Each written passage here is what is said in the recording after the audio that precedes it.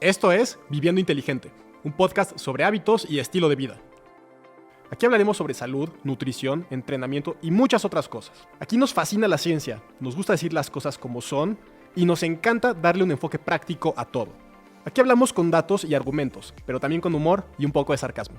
Yo soy el Dr. Santiago Espinosa y pienso que todos podemos optimizar nuestro estilo de vida y alcanzar nuestro máximo potencial. Bienvenidos a un nuevo episodio de Viviendo Inteligente. El día de hoy estoy con un invitado muy especial, el Dr. Alejandro Ezquerra. Alejandro lo conozco desde hace, yo creo que más como de 8 años. Él fue uno de mis maestros cuando estaba estudiando para ser técnico en atención médica prehospitalaria. Y es una persona a la que le tengo muchísimo estima y muchísimo respeto. Alex, gracias por estar aquí.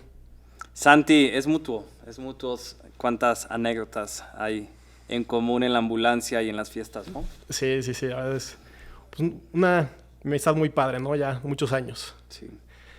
Y pues bueno, te quise traer porque primero sé que eres una persona que estudia mucho, que se actualiza siempre con lo más reciente en todo lo que está relacionado con los temas que practica. Y pues ahorita que eres médico residente de cardiología, me surgió la inquietud de hablar un poco sobre la enfermedad cardiovascular, que es una de las, bueno, sí es la enfermedad o la causa de muerte más importante a nivel mundial actualmente.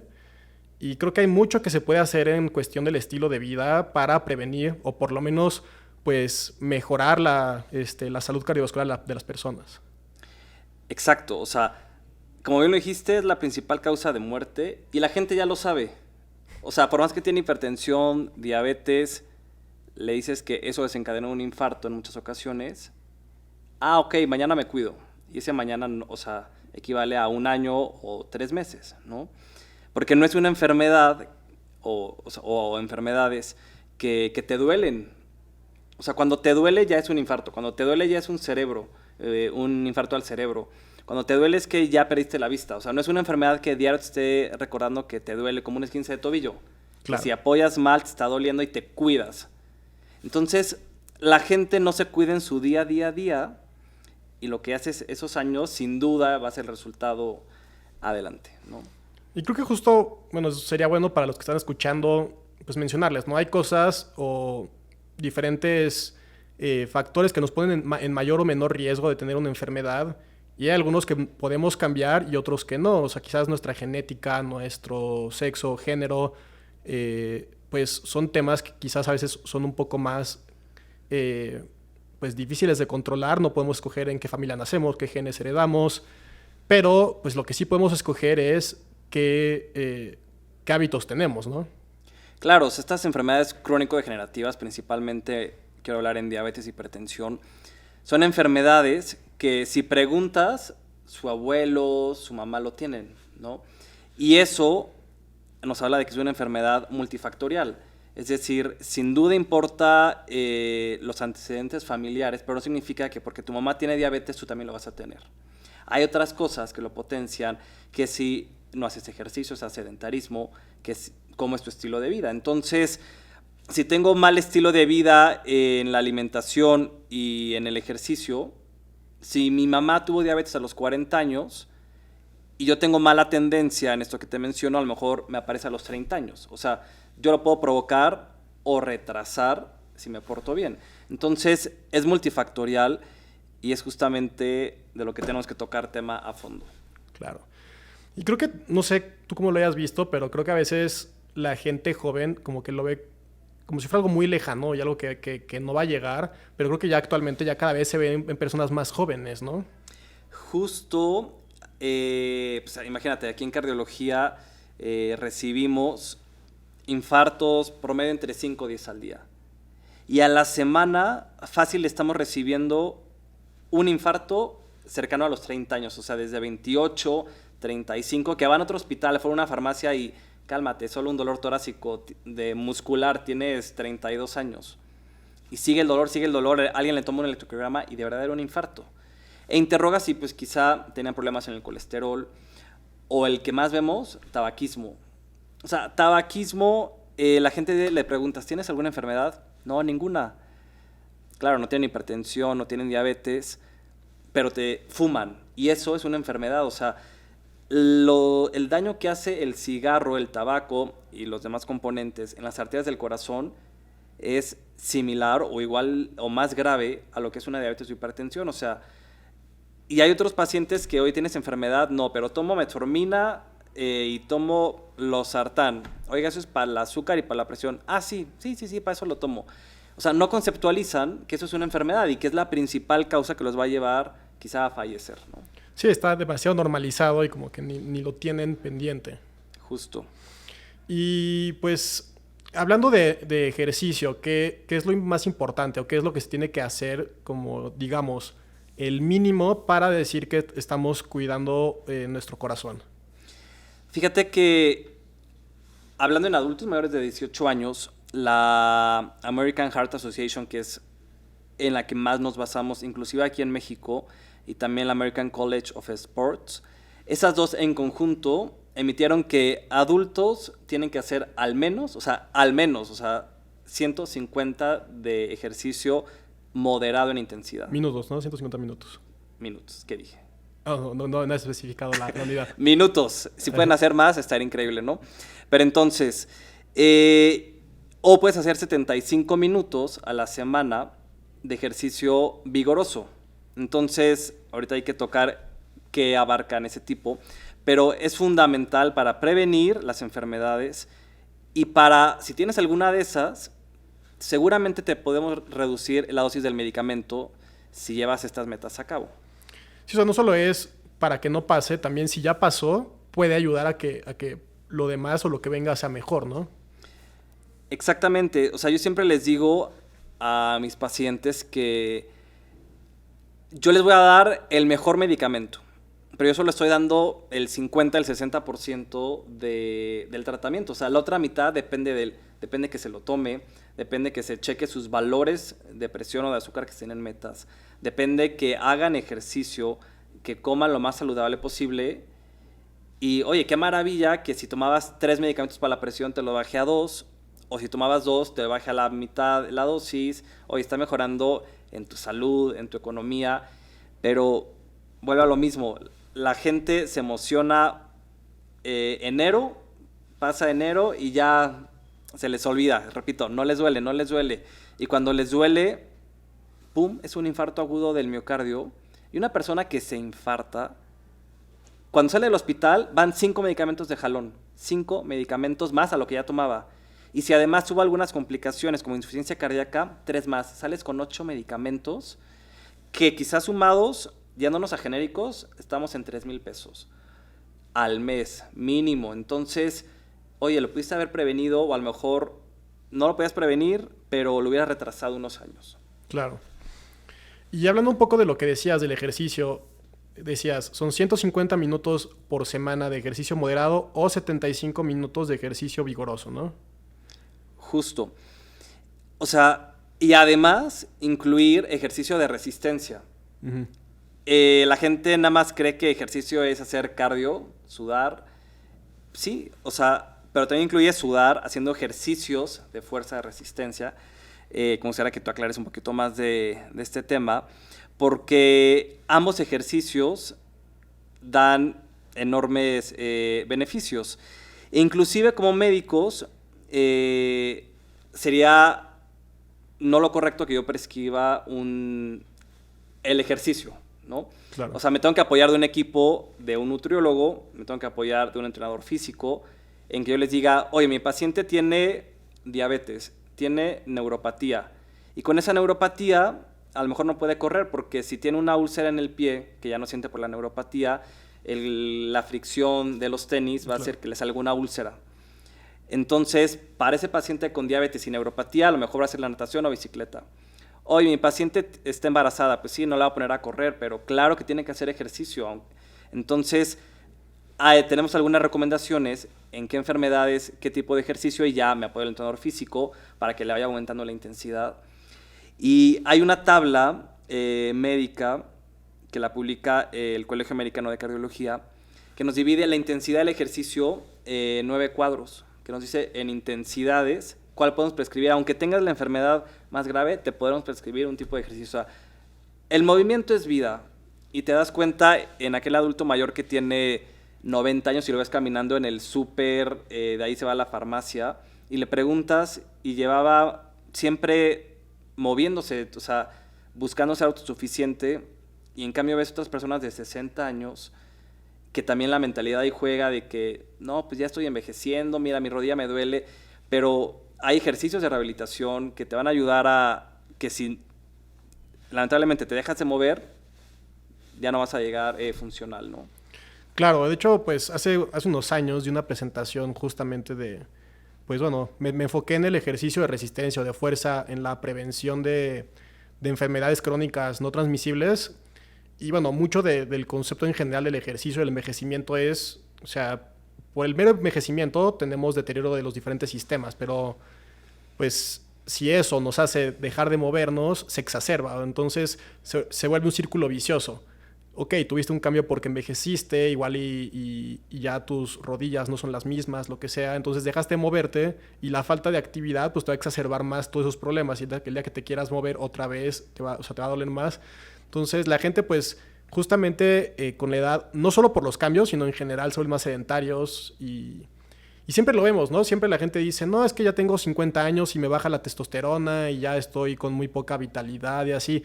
Pero a veces ni siquiera son tanto los cambios fisiológicos, a veces es que pues, ya no se mueven y ya no tienen una buena composición corporal, entonces pues no es la edad a veces, ¿no? A veces es como más un tema de, pues tu edad o sea, tus cambios han ido 100% asociados con un deterioro en tu estilo de vida así brutal.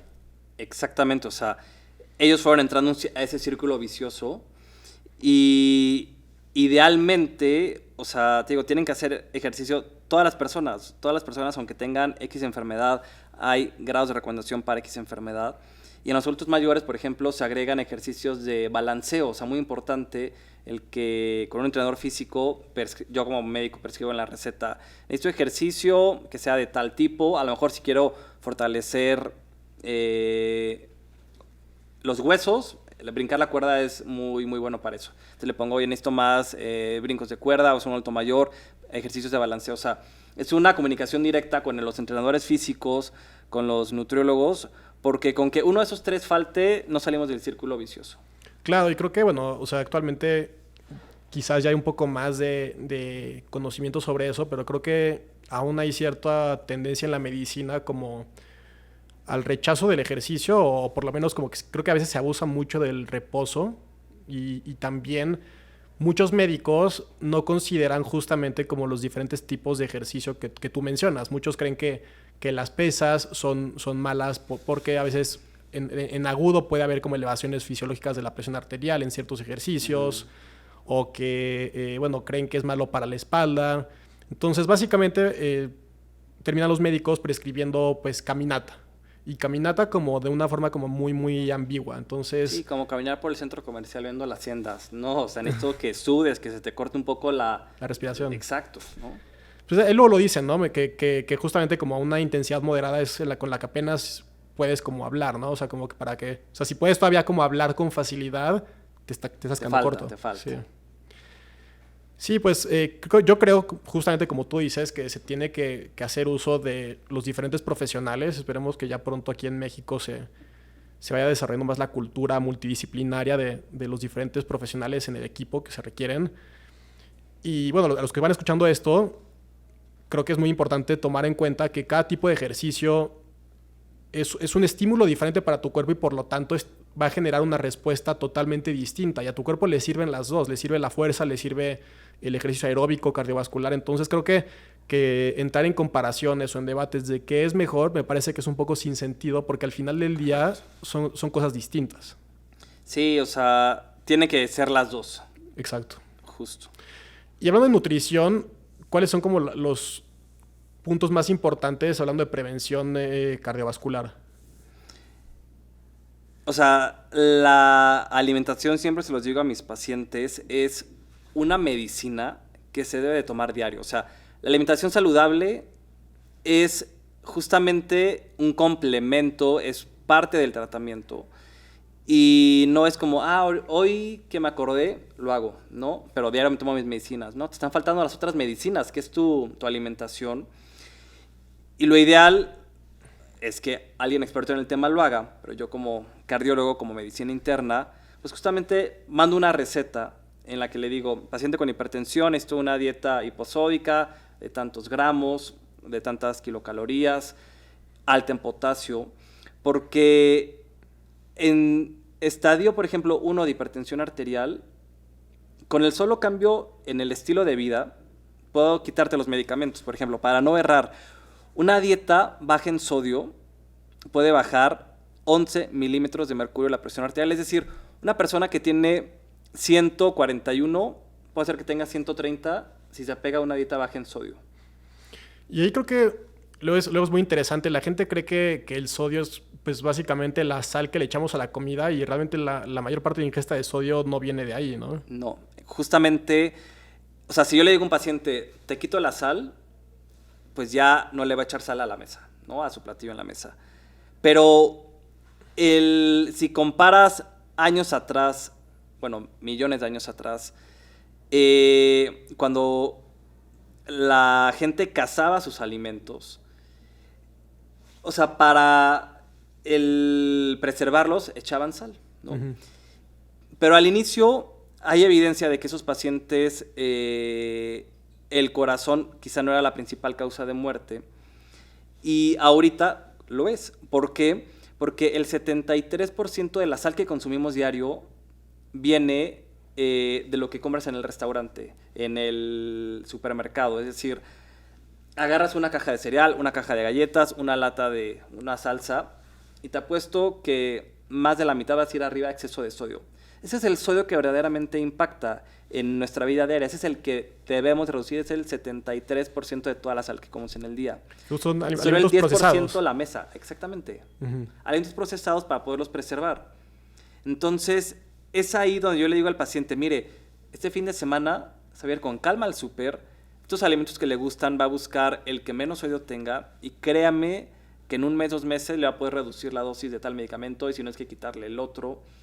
Y ese concepto de el sal al que le agrego en la mesa impacta muy poco en la vida diaria del paciente. Y te imagino que eso es problemático en el sentido de que pues, la gente termina sintiendo que tiene que comer como básicamente sin ningún sabor o sin ningún como chiste. Y realmente pues me imagino que se podría hacer mucho más, o sea, no sé, con otro tipo quizás de salsas o de condimentos, etcétera.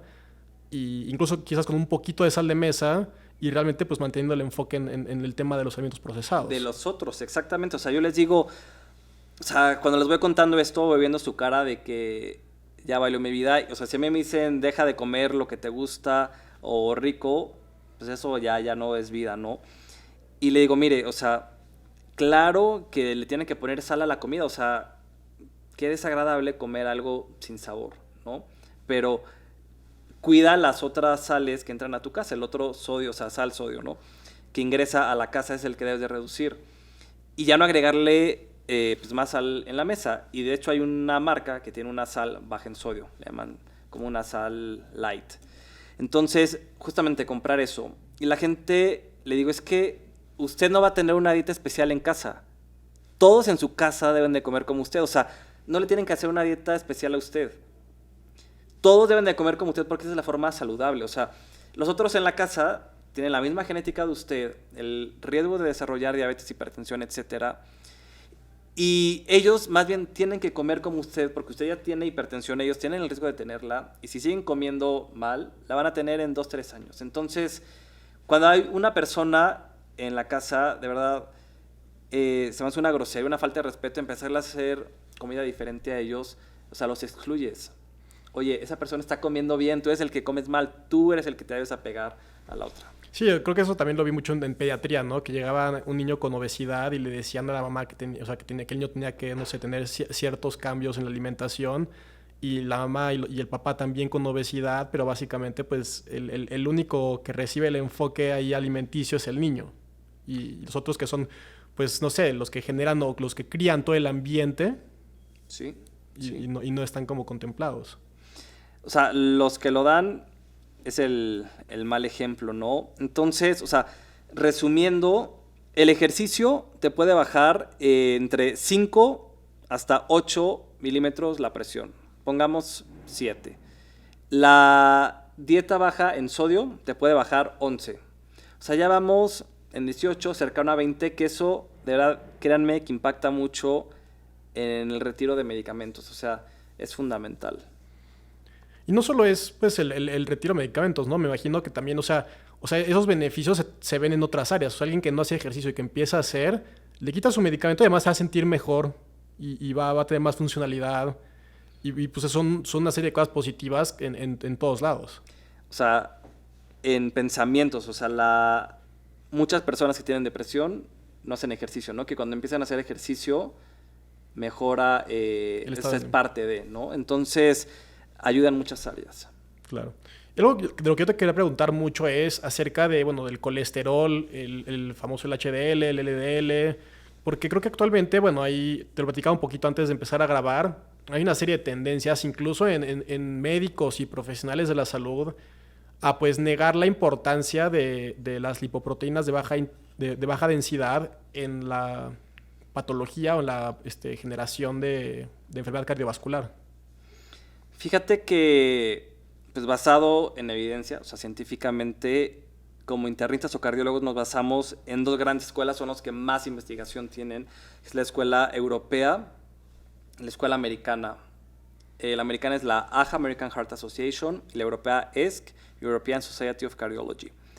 Ellos cada 3 a 5 años están publicando guías actualizadas y siempre nos dan la importancia de tener principalmente meta en el colesterol malo, es el que conocemos como LDL. O sea, colesterol se divide en muchas partículas, subclases, y el colesterol malo, el más malo, sería LDL, aunque hay otros, ¿no? Que ya cada vez se están investigando y ya hay como algunas metas, pero sale caro solicitarlos en laboratorio. Y en resumen, el colesterol bueno, porque hace que, digamos, filtre el otro, lo disminuye en cantidad, es el HDL. Entonces, este LDL, el colesterol malo, es proporcional a desenlaces cardiovasculares y cerebrales, o sea, infarto al corazón y al cerebro. Entonces, esa es una meta que cada consulta perseguimos y perseguimos y perseguimos.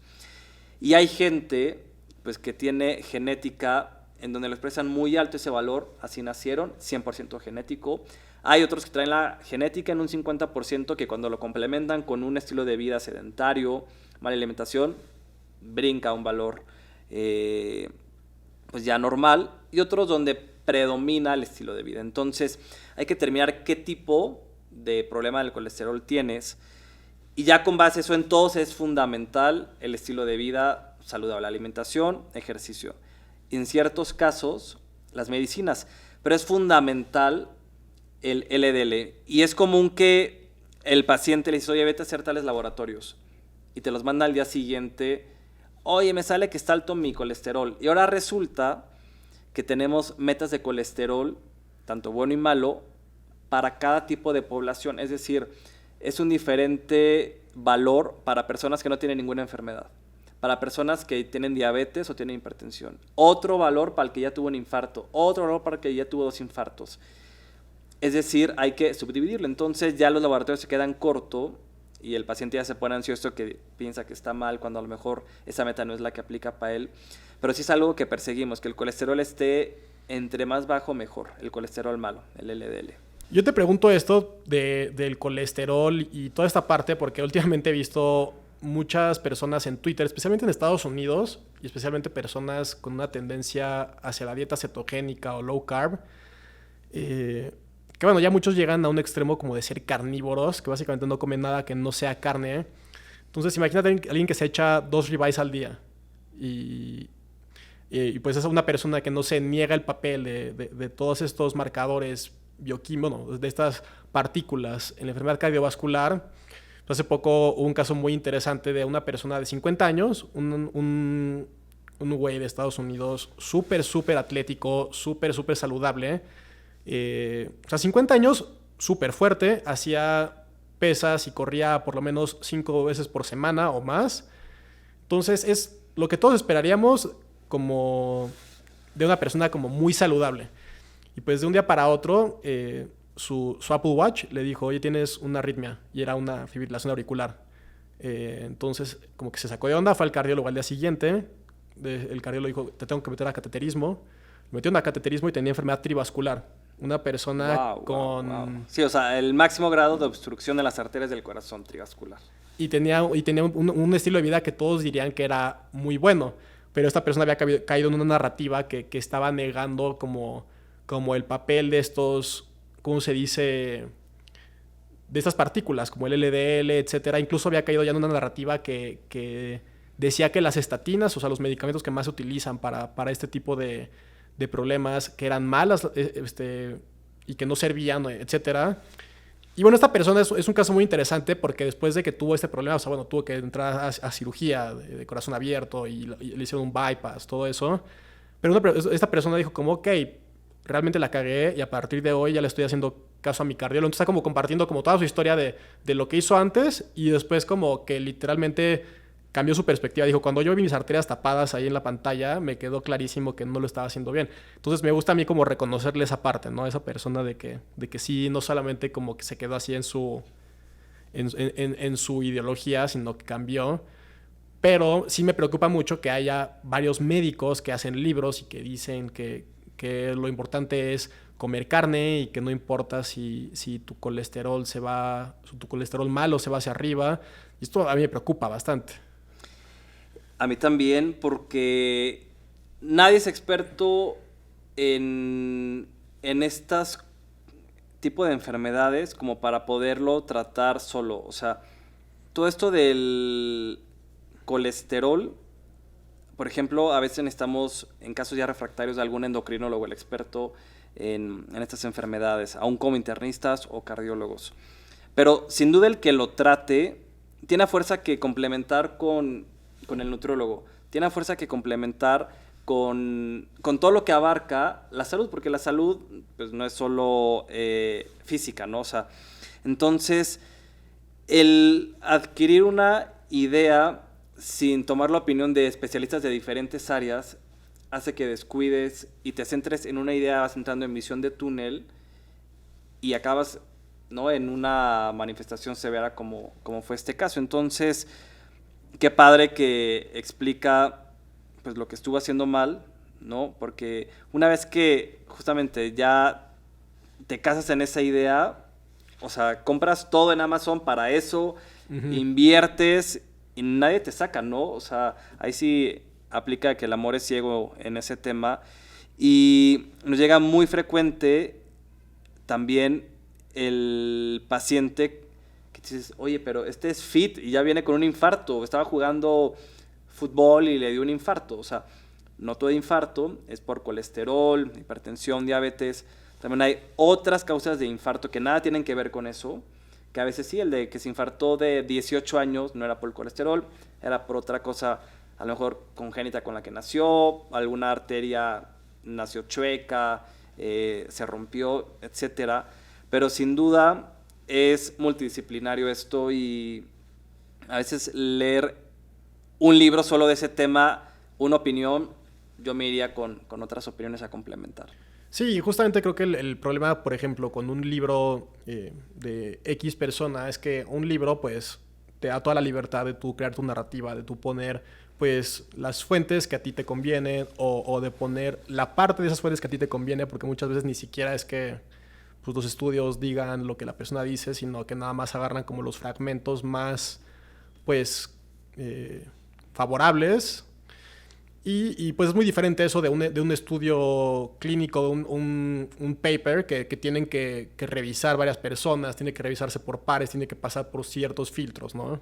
Justamente, o sea, si un médico actualizado te receta algo, es porque lo está leyendo de una guía, que para que esa guía, para quien no es médico, cuando publican una guía te ponen, se recomienda medicamento X a los pacientes que tienen esto y esto. Y te ponen grado de recomendación, ABC, 1, 2, 3, con diferentes dentro de lo que salió positivo en varios estudios, porque para llegar a esa recomendación tienen que tener varios estudios que tengan cierta metodología para que sean seleccionados como que son fidedignos, están bien hechos, y aún así hay diferentes grados de recomendaciones. Entonces, para que algo esté publicado en una guía, hay fácil, cualquier guía que revises tiene más de 400, 600 artículos citados. Y ya con eso es ético recetar. Vas a recetar algo que al paciente pues, no debería causarle efectos secundarios. Y ya es algo que no tiene sesgo, o sea, de que está comprobado, ¿no? Entonces, justamente eso de un libro es para que vayas leyendo varios libros, te formes un criterio, ¿no? Si no eres del área de salud. Pero hay que nunca quedarse con una opinión, o sea, hay que complementar. Y ya que tienes esa idea, pues vas con un experto en el tema, vas con el entrenador físico, con la nutrióloga, con el doctor, para que pues, te alcanzar el tema y si estás convencido, pues te den seguimiento, ¿no? En laboratorios de sangre, etcétera. Claro. ¿Y qué otras cosas en la vida diaria tienen efectos nocivos sobre el corazón? El cigarro, y estoy hablando del tanto el vaporizador, que eso ya es lo que yo creo más vemos. Ya, o sea, ya se estudió del vaporizador sobre el corazón. Sí, sí. Y la marihuana, que hace 5 o 6 años habían varios artículos que decían que no había problema con la marihuana en el corazón. Y hay un artículo ya muy grande del 2021, bien hecho, o sea, con un metaanálisis. Un metaanálisis es juntar información de otros varios artículos que confirman que sí da riesgo cardiovascular, es decir, sí se asocia, cuando digo riesgo cardiovascular es infarto al corazón, infarto al cerebro, que se te puedan tapar las arterias del cuello, del corazón. Entonces, es ir actualizándose de que, oye, pues, a lo mejor ese estudio no salió que era nocivo porque fue una población muy pequeña, o la metodología estadística no fue la correcta. Pero ya que alguien se sentó y agarró una población de 100,000 personas, lo hicieron científicos, epidemiólogos, sí es estadísticamente significativo. Entonces, la marihuana, que antes pensábamos que no, ahora resulta que sí. El vaporizador, principalmente los que tienen nicotina. Hay unos que no tienen nicotina, pero el problema es que también el vapor va haciendo que se irriten las células, y esas células, pues si eran muy delgadas, se vuelven un poquito más gruesas para proteger de los vapores del humo, y ese grosor va aumentando y así es como predispone, no sé, a cáncer, ¿no? Claro. Entonces, ahorita dicen, no, pues Omicron, me estoy desviando del tema, pero es una gripita. Pues sí, porque antes todos sabíamos que cuando inició COVID o la variante Delta, pues causaba el COVID prolongado o tales secuelas. Ahorita todo el mundo cree que Omicron es solo la gripita. Espérate, apenas vamos conociendo, no sabemos si también va a dar COVID largo, qué síntomas va a dar después, porque estamos apenas en esa fase de la enfermedad. Entonces, varios temas, no hay que quedarnos con una idea de hace 3 años, hace 5 años, hay que buscar información constante, ¿no? Yo diría que actualmente el vaporizador sigue siendo dañino, menos dañino quizá que el tabaco, pero lo sigue siendo, la marihuana.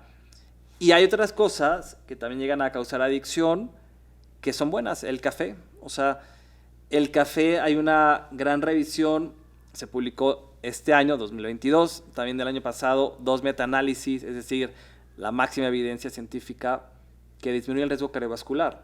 17%, o sea, es altísimo consumir entre 1 taza a 3 tazas. Más de 3 también tiene consecuencias, o sea, todo tiene consecuencias en exceso.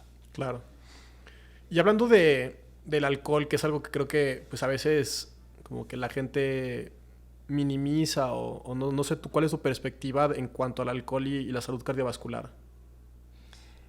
Fíjate que es un tema que sin duda, o sea, el alcohol es un tóxico. Cualquier gota que le caiga al cuerpo, al hígado, el hígado se va a tener que echar a andar para procesar eso y que lo pueda depurar, ¿no? Que no sea tóxico. Es decir, ¿cuánto alcohol puedo consumir? Lo adecuado es ninguna gota, o sea, no es saludable. Pero está bien estudiado que en mujeres una copa estándar, o sea, tequila, un caballito, una copa de vino, proporcional a la bebida, el vaso, y en mujeres 2 copas, no llega a haber consecuencias en la salud si nos quedamos en ese margen. En mujeres una copa y en hombres 2, ¿verdad? Correcto.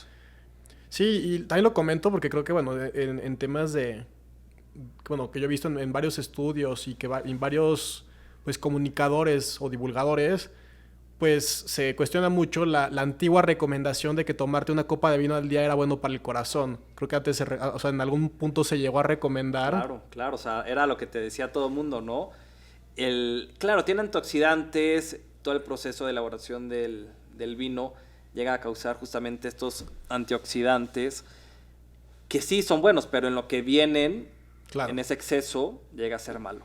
Sí, y también es como pues una cuestión de qué tan grande sea como el panorama que estás viendo, porque igual y si dices, ok, en esta dosis se vio un efecto positivo en tal parte, pues ok, quizás, pero y todo lo que no estás viendo, o sea, quizás lo que te costó para llegar a ese beneficio te acaba saliendo peor como en el costo. Por supuesto, o sea, no significa que, oye, sé que el alcohol es malo, nunca vas a tomar. Claro, o sea, que cuando estés en una fiesta, pasándotela bien, comas, o cuando un paciente que tiene diabetes, es que nunca va a poderme comer un pastel. Claro que puedes, o sea, la idea es que mientras lleves un estilo de vida saludable, no tienes por qué sentir culpa con ese día que consumiste algo que no estaba contemplado en tu alimentación, o ese pastel que a lo mejor pues, no te vas a comer una rebanadota, te vas a comer una rebanada más chiquita, más proporcional, que, o sea, la vida es de disfrutar, o sea, no te va a prohibir algo que te gusta, la idea es nada más reducir esas cantidades. Claro.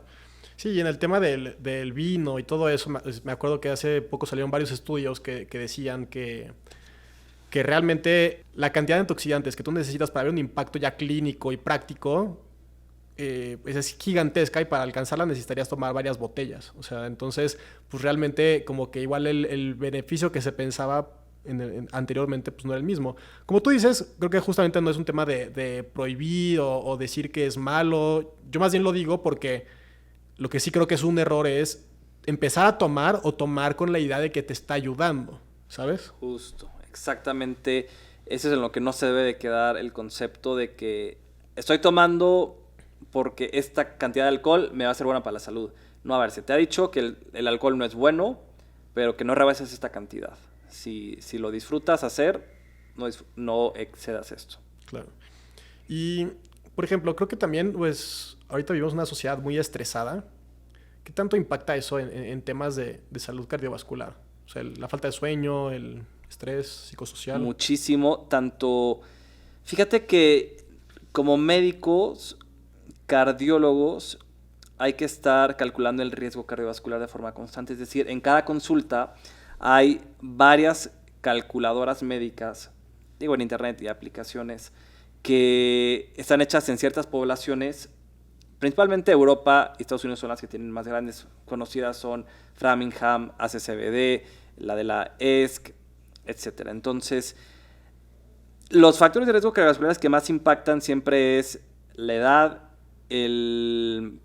la hipertensión, diabetes, cuánto pesas. Pero, por ejemplo, hay una escala que me encanta, la de la canadiense, que se llama CLEM, que tú en internet, además de poner todo eso, pones si haces ejercicio, pero no es sí o no. ¿Cuánto haces? ¿De qué intensidad? Y cada vez van creando nuevas escalas donde van agregando ya otros factores que sabemos que son malos para la salud, justamente como el no dormir, el estrés. Esas dos todavía no las ponen en escalas, pero ya hay otras cosas que cada vez van agregando que antes no estaban. Pero el dormir menos de 6 horas o dormir más de 10 horas, ambos tienen consecuencias en la salud. O sea, dormir menos de 6, como desde el corazón te digo, que aumenta la presión arterial. Lo normal es que cuando uno duerme, la presión arterial baja, la frecuencia cardíaca baja, como para gastar menos energía, descansar. Y una persona que duerme menos de 6 horas de forma constante, o sea, por una noche desvelo no va a impactar en la salud, ¿no? Pero va a hacer que la presión ya no baje, y esa tendencia a ya no bajar la presión, la frecuencia cardíaca, se asocia a aparición temprana de hipertensión arterial y también el estrés. Entonces, eso se ha encontrado y ojalá se agreguen próximamente en esas escalas, porque el riesgo cardiovascular no lo determina una enfermedad o una acción, es multifactorial. Y justamente pues todo lo que hemos ido mencionando creo que se relaciona, ¿no? O sea, si tú haces ejercicios, eso te ayuda con el estrés, si tú cuidas tus sueños, eso también, o sea, como que todo se va relacionando, y si cuidas tu estilo de vida, las cosas van mejorando, ¿no? Tu panorama se vuelve más sencillo.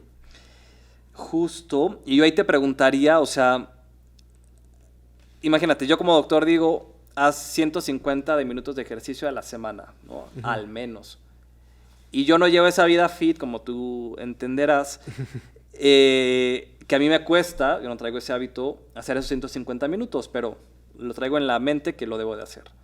Y hago 2x1, pongo mi bicicleta y pongo ahí una serie. Entonces hago 2x1, así me desestreso, pero es como yo me puedo concentrar en, pues tengo que acabar de hacer esta rutina de media hora de bicicleta. ¿Cómo les dirías tú a las personas que se te pueden acercar como médico a, oye, tengo que hacer ejercicio, ¿cuáles son mis primeros pasos para meterme a esto? Pues es una excelente pregunta. Y que no lo dejen, o sea, exacto. Se compran los tenis y ya los usaron nada más 3 veces. Creo que lo primero que hay que entender, o bueno, que tienen que considerar es qué les gusta y qué pueden hacer, porque obviamente, si como tú lo comentaste hace rato, si es alguien que tiene neuropatía diabética y quiere correr, pues probablemente no sea la mejor idea porque sí hay un riesgo directo ahí. Pero muchas veces creo que, no sé, es muy común en los médicos que le dicen a la gente, bueno, igual y ya por la edad y las rodillas, correr no es opción para ti. Entonces, pues natación.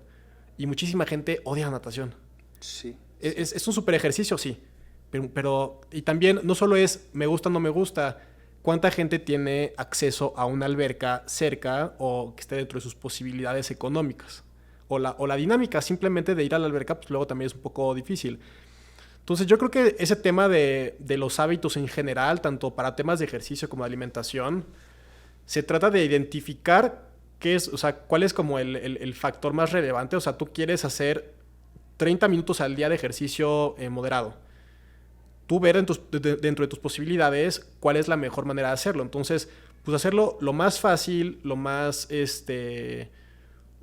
no sé, que tenga menos fricción. O sea, si tú escoges un ejercicio que te va a hacer gastar más dinero, que te va a hacer moverte, desplazarte mucho, etcétera, las posibilidades de que eso funcione a largo plazo son menores. Si tú escoges algo que puedes hacer con mayor facilidad, algo que te gusta, o encuentras una forma como tú justamente de decir, ok, me gusta ver series, tengo que hacer ejercicio, pues voy a aprovechar y hago ejercicio mientras veo una serie. Entonces como que pues tienes cierta gratificación en el momento por ese comportamiento. Y es otra cosa como que he tenido mucho en la cabeza desde que leí un libro que se llama Atomic Habits, no sé si lo ubicas. Hábitos Atómicos, creo que el libro más vendido en Amazon el año pasado. Excelente libro, muy bien escrito y con muchas estrategias prácticas. Y no es publicidad, no me pagan, o sea, es recomendación genuina. Pues ahí te va hablando de muchos hábitos en diferentes perspectivas o muchas cosas diferentes. Y te va diciendo, no sé, por ejemplo, si tú tienes un paciente que le cuesta trabajo tomar sus medicamentos, una cosa muy obvia que quizás muchos dirían, esto no sirve, lo que sea, dejarlo a la vista, dejarlo donde lo veas. Ya pasas por ahí, ves tu medicamento y dices, me lo tengo que tomar. Entonces vas haciendo tú como pequeños cambios en tu entorno que hacen que sea más favorable para ti hacer cambios. Y pensar también, o sea, obviamente cualquier inicio en un programa de ejercicio es tedioso. Yo creo que después de unas 2-3 semanas te sientes ya mejor, con más energía. Y ya la agarraste a la rutina. Ya la agarraste, ya como que no te hace sentir igual tan fatigado, ya no te quedas sin aire tan fácil, pero tienes que llegar como a ese punto de equilibrio y pues tener muy presente que casi siempre, o sea, no siempre, pero casi siempre, las cosas que te hacen sentir bien a corto plazo son las cosas que a largo plazo te van a cobrar factura. Como, no sé, o sea, alcohol, drogas, comer chatarra de manera como descontrolada. Y lo contrario, las acciones que a corto plazo no son tan gratificantes, normalmente a largo plazo son las que te van a dar pues beneficios mucho más profundos y mucho más grandes. Entonces el ejercicio, pues sí, a corto plazo, cualquier tipo de ejercicio, el que sea, te va a hacer sentir cierta incomodidad, pero a largo plazo no vas a sentir... sostenerlo. Ajá, y tus probabilidades de tener un problema cardiovascular van a ser menores. Entonces, pues, tú escoges, como se dice, pues más o menos, pues si quieres pagar a corto plazo o a largo plazo. Y pues de ejercicio, te digo, yo creo que es un tema muy importante que la gente haga lo que le gusta, porque creo que sí hay una tendencia muy grande de profesionales a querer imponer ciertas cosas. También creo que muchas veces como que solamente le dicen a la gente, no, camina ya con eso. Y pues caminar es excelente, caminar es buenísimo, pero muchas veces no se llega a la intensidad necesaria como para ver beneficios. También algo que sí es muy importante es, si tú quieres empezar, estás muy motivado, está bien, pero no te vayas a algo que esté demasiado como, pues, algo que rebase tus capacidades físicas, porque a veces alguien con sobrepeso o obesidad no ha hecho ejercicio en varios años, quiere correr, y a veces eso puede tener problemas para las rodillas, para articulaciones. Entonces creo que también es importante tener cuidado desde la parte de, ok, ya lo quiero hacer, pero ahora quiero hacer demasiado. No, o sea, espérate, o sea, vete con calma, porque si no, otra vez estás a lastimar y no vas a poder hacer ejercicio y acabamos en el mismo punto. Sí, o sea, el ritual de meterte ya a el estilo de vida saludable, o sea, entender que debes de comer bien, que debes de hacer ejercicio, no es nada más que en la receta diga, haz ejercicio tantos minutos a la semana, y la gente lo entiende igual a caminar. O la gente dice, no, pues ya este año me voy a portar mejor, voy a salir a caminar. Pero también como médico, y sobre todo más como cardiología o los médicos del deporte, tenemos un cuestionario que lo hicieron las dos, la American College of Sports y la AHA, donde hay varias preguntas a realizar a la persona que va a iniciar el ejercicio para ver si tiene riesgo de que pueda desarrollar un infarto, si tiene problemas del balanceo, etcétera, etcétera, etcétera, para saber si le damos botón verde para que haga el ejercicio, ¿no? Y que ya le asesore un experto, o mejor hacerle varios estudios y empezar con una prueba de esfuerzo o algo para saber que no se va a infartar el primer día que corra. O sea, qué padre esta gente que empieza motivada siempre el año de ya voy a hacer ejercicio, pero en general mayores de 45 años hombres y mujeres de 55 años sí o sí una visita para interrogar historiales familiares, una exploración, un electro y ese cuestionario, y ya con base a eso ver si necesitan más estudios o no para que sea seguro. Claro. Y tengo una pregunta ahí. O sea, me queda muy claro que el monitoreo domiciliario de la presión arterial es fundamental para, o sea, tanto como pues, para temas de manejo, de cambios en el tratamiento, como para pues monitoreo general, ¿no? De que todo esté bien, de que no haya como ningún cambio. ¿Qué tan frecuente o qué tan seguido se recomienda que alguien se cheque la presión arterial? Fíjate que va variando. Tenemos 3 guías de hipertensión principales, son AHA, la ES, que es la americana, la europea, y una internacional, que es la más reciente, la ISH. Solo en la última recomiendan qué tanto medirla. Y ahora sí que un doctor te va a decir tanto, otro doctor tanto. Lo importante es el monitoreo domiciliario de la presión arterial. En lo que concuerdan las 3 guías es, ya no busques hacer el diagnóstico de hipertensión en el consultorio o en el hospital. Es, mucha gente llega al consultorio estresado, llega corriendo que va a llegar tarde. Y eso, sin duda, aumenta la presión arterial. O sea, el hecho de ir a una primera cita con una persona, nada más ese estrés, ese nerviosismo te puede aumentar de 20 a 30 la presión. O sea, de 120 surtirla a 150. O sea, si no eras hipertenso, eso te puede hacer parecer hipertenso. Exactamente. Y no es que seas hipertenso. En ese momento, tanta adrenalina, tanto etcétera, aumentó la presión. Entonces, eso mismo pasa cuando vas nervioso, cuando vas con miedo a lo que te diga el doctor, llegas corriendo, a lo mejor se te sube a 100, te sube 10, te sube 15.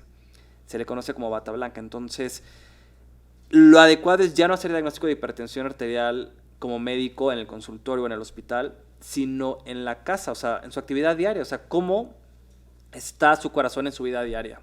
Entonces, cuando vamos a empezar a hacer el diagnóstico, podemos hacerlo con un aparato que se llama MAPA. Se queda conectado el baumanómetro 24 horas y le está checando la presión entre cada 5 o 15 minutos y nos va haciendo curvas de cómo está la presión. O que el paciente, y hay valores para diagnosticarlo solo con un día, con el MAPA. Si no, al paciente hay que decirle la correcta técnica para medir la presión arterial. Son varios pasos. Y solo así ya que se la mida, por lo menos una vez al día, a lo mejor un día en la mañana, otro día en la comida, otro día en la noche, y ya que nos haga una semana de presión arterial, y de ese día tienen que ser 2, o sea, hacer si tenías 120 en una y en otra 124, te quedas con el promedio, 122, o sea, La gente dice, está mal mi aparato, ahorita tenía 120, ahorita tengo 128. No, es normal. Quien está muerto es el único que la tiene fija, en el mismo valor. Los vivos tenemos esas oscilaciones, ¿no? Con el cambio de postura, todo, recargarte la espalda, subir un pie, te aumenta la presión arterial. Entonces, es hacer un promedio y así es como diagnosticamos y ajustamos el tratamiento. O sea, de verdad no sabes qué alegría nos da cuando el paciente llega con una hoja, doctor, así ha estado mi presión arterial en la última semana.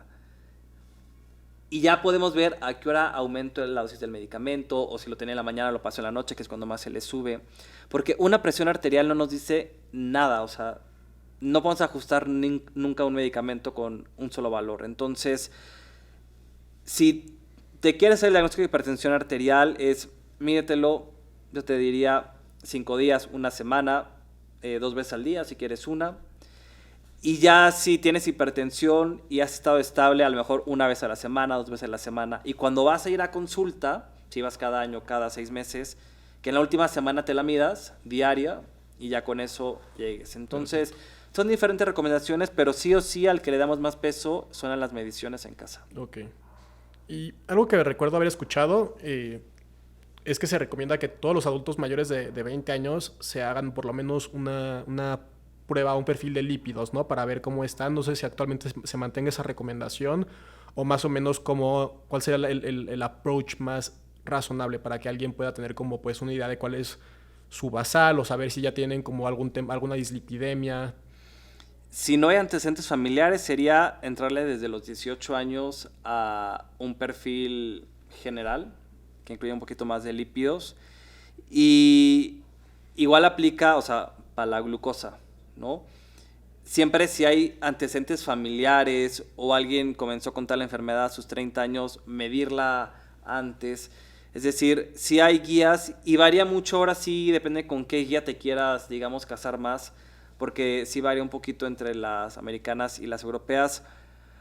La europea es un poquito más estricta, a veces en los valores, pero a veces utilizo un poquito más la americana, que somos la población que nos parecemos más en composición. Mezclo un poquito de las guías, pero sí o sí, mi recomendación sería que todo persona de 18 años tenga monitoreo de presión arterial, por lo menos una presión arterial en ambos brazos, con una bastaría, checar el perfil de colesterol, checar que la azúcar esté bien, la glucosa. Por lo menos eso sería lo más básico. Y si con eso está bien, hombre, cada 3, cada 5 años te puedes seguir monitoreando mientras seas adulto o joven, ¿no? Ya luego se va recortando, pero fundamental.